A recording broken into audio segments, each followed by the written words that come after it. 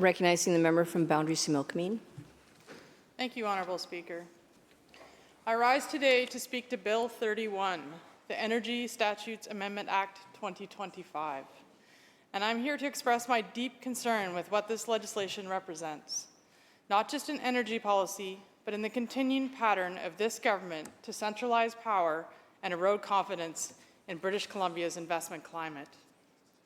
I rise to speak to this bill because I want to bring the voices of Boundary-Similkameen to this House. This bill has the potential to have impact at home. Earlier this month, I had the privilege of attending the opening of a new large manufacturing facility in Grand Forks for Boundary Electric. I had the opportunity to gather with management, investors, community members, and their employees to celebrate their success. We got to do this in a month when Grand Forks was also hit by the indefinite closure of their Inter4 mill. So this celebration was bittersweet. That is why Boundary Electric's expansion was really needed good news for our community. It reminded us all that even in tough times, local entrepreneurs are pivoting to new opportunities. They're building, they're hiring, and they're exporting made in BC products to the world. Honourable Speaker, Boundary Electric has deep roots. Founded in Grand Forks in 1947, the company grew from a local service shop into a modern manufacturer of transformers, switchgear, substations, and fully modular data center power systems. Today, they ship into utilities, mining, renewable projects, and yes, data centers across British Columbia and North America.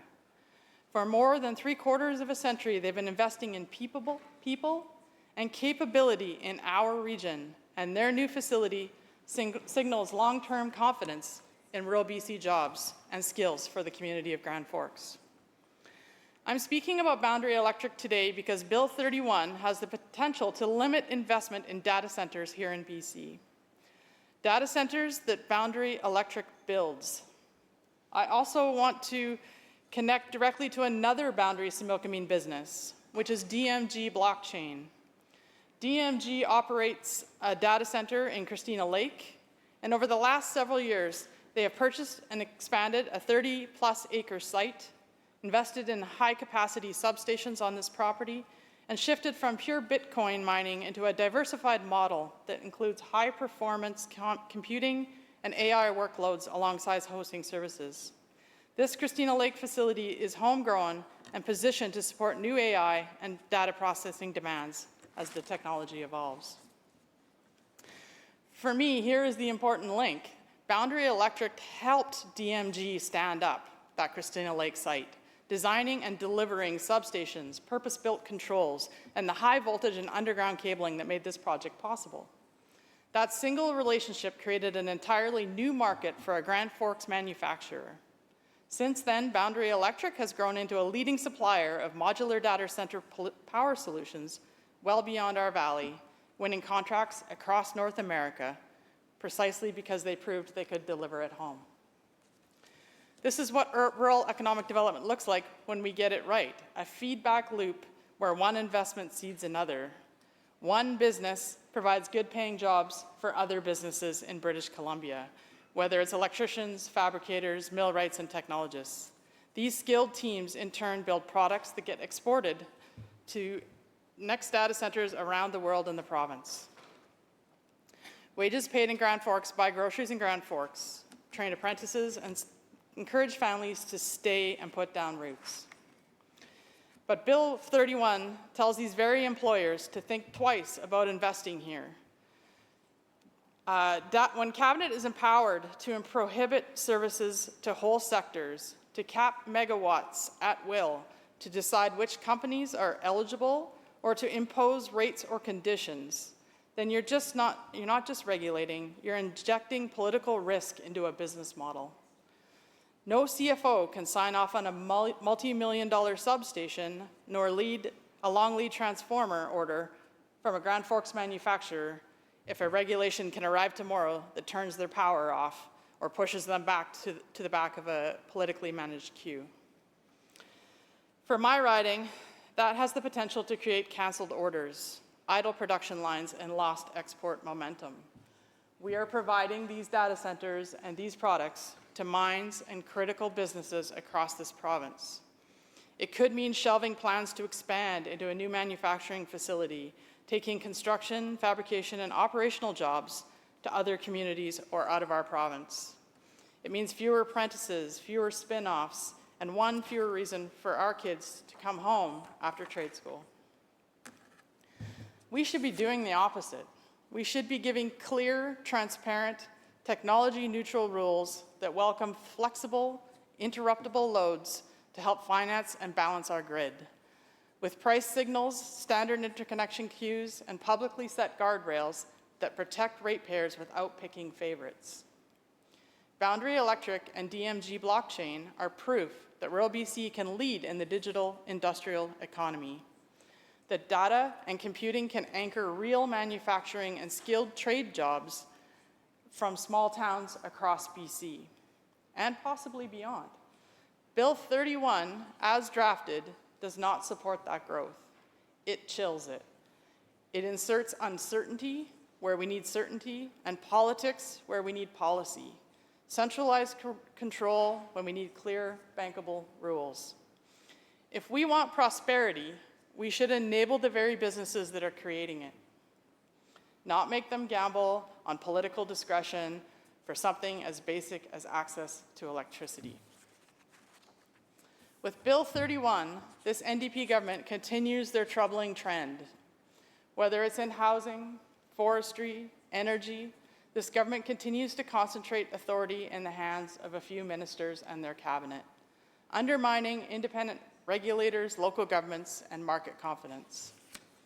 Bill 31 appears to follow this pattern exactly. It gives cabinet the power to decide which industries can access electricity and under what conditions. It allows cabinet to prohibit a utility from supplying power to a given sector for a specified period or indefinitely. In other words, if government doesn't like your line of work, if it doesn't fit the political mood of the day, they can simply cut you off. And what investor in their right mind would risk millions of dollars under that kind of uncertainty? What makes this all the more baffling for me is that this same government has just created a Ministry of Artificial Intelligence and Innovation, a public admission that the digital economy and data-driven industries are part of our future. They've held press conferences talking about the potential of AI, data science, and BC's potential. But then they introduce a bill that effectively tells those same industries, don't come to British Columbia, we might not have the power. You don't build an innovation economy by flipping the light switch on and off.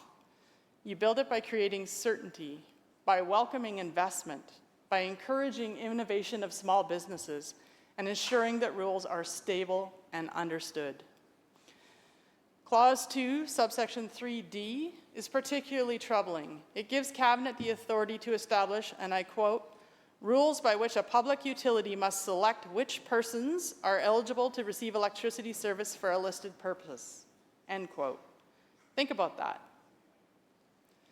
Government can not only decide which industries get access to power, it can also decide which companies within those industries can access the power.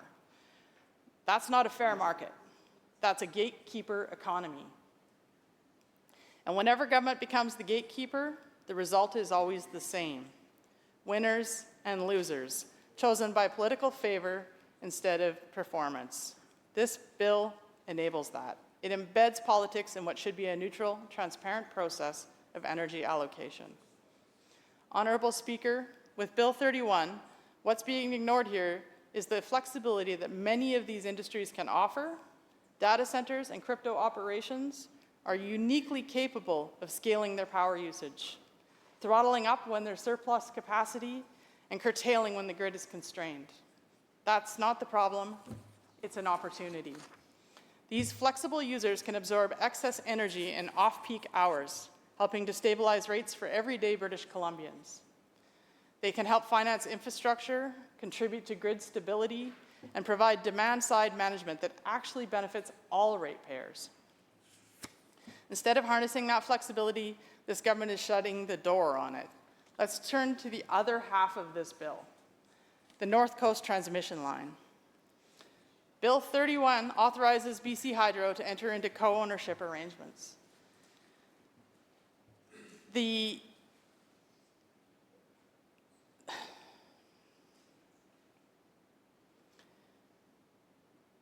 I believe that as written, this legislation ensures that BC Hydro, and by extension, all taxpayers, will bear financial risk.